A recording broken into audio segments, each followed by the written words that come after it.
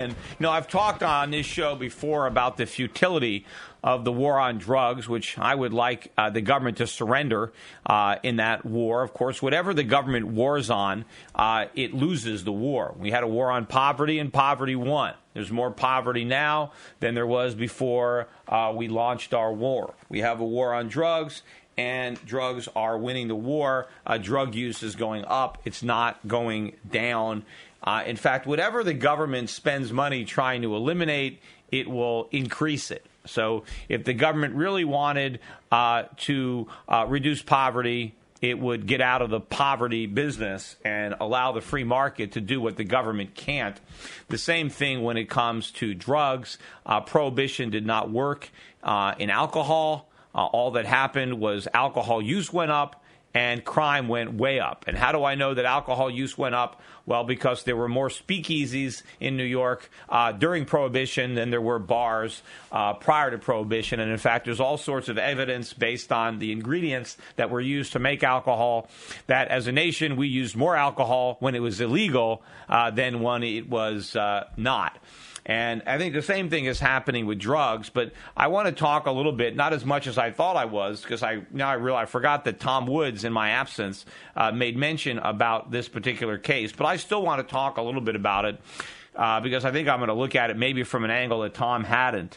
But this is about a father of three, 46-year-old guy who doesn't really have any real criminal record other than a statutory rape deal when he was 18, and it had to do with consensual sex between him and another minor.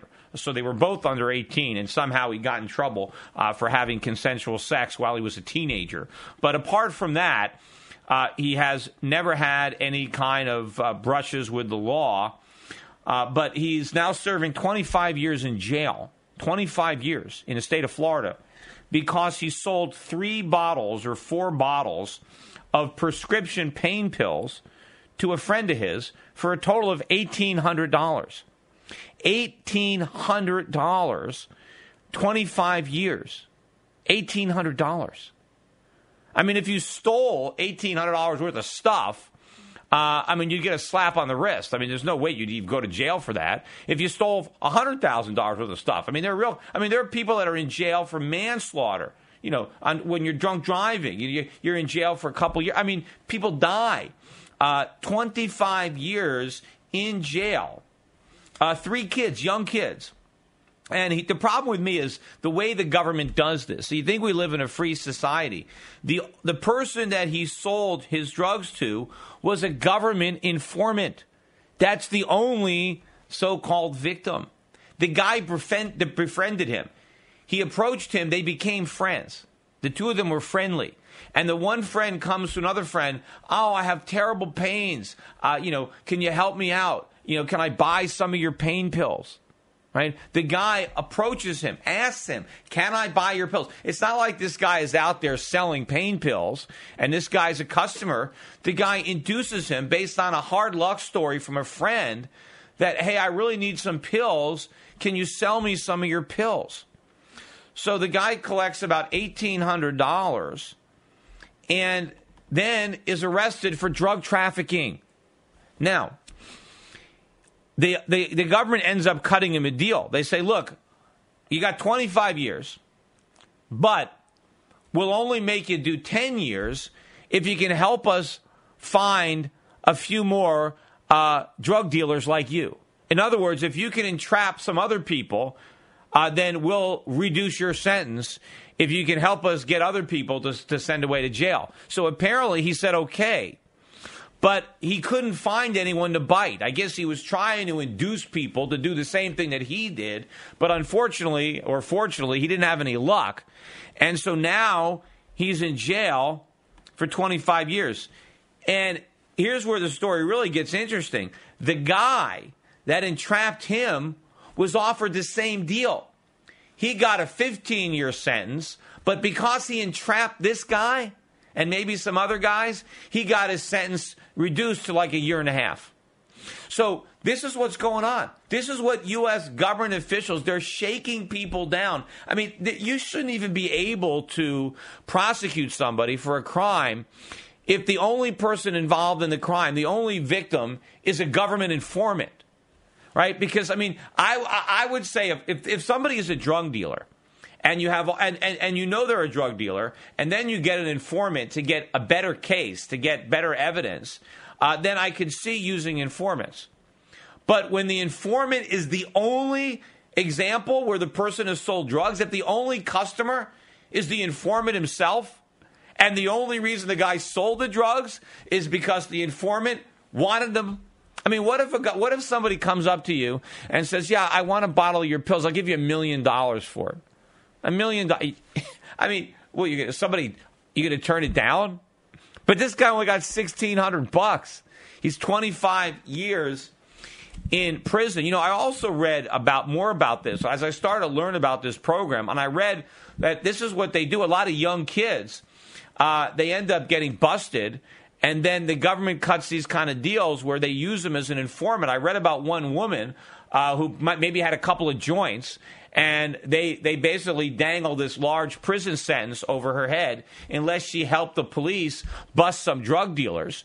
And so they didn't really give her any police training. She's not a real undercover officer. So they sent her out there into some gang-invested drug environment with some microphones on her.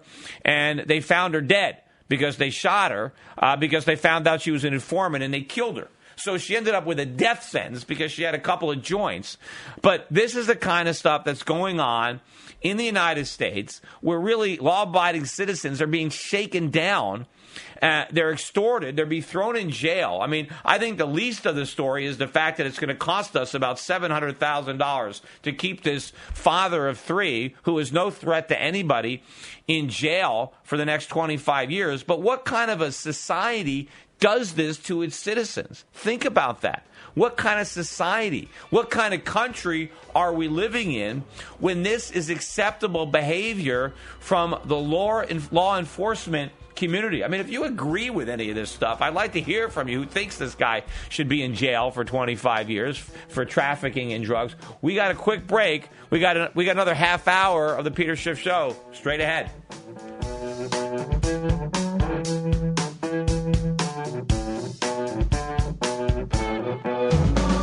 The Peter Schiff Show.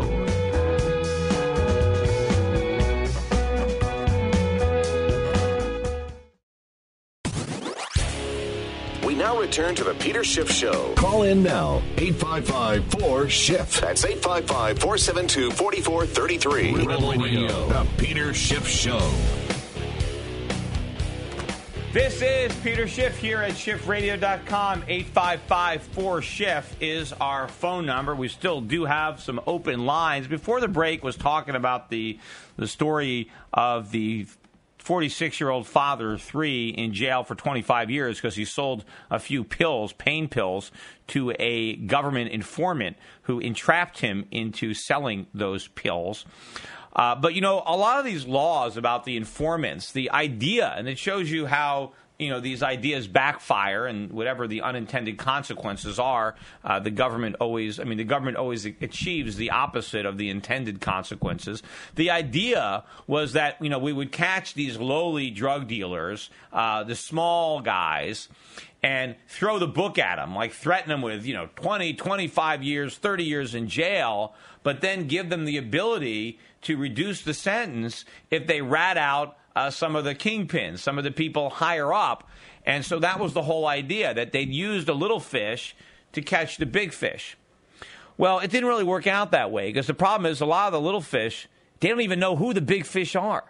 See, the big fish know about this stuff, and they keep their identities secret. So the little guys, the lower you are, the less you know. And so these small guys are the ones that are getting these huge sentences, and they have no way to bargain them down. Meanwhile, when they do get a higher-up guy, he hardly gets any sentence at all, because the higher up you are, the more information you have. You know who's below you. You just don't know who's above you.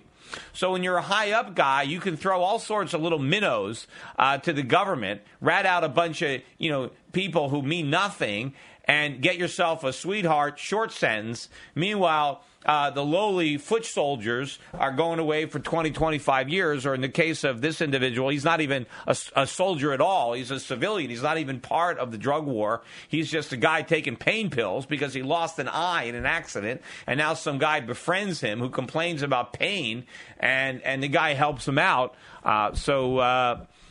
This is America, folks. This is the country that we live in. This is not a free country.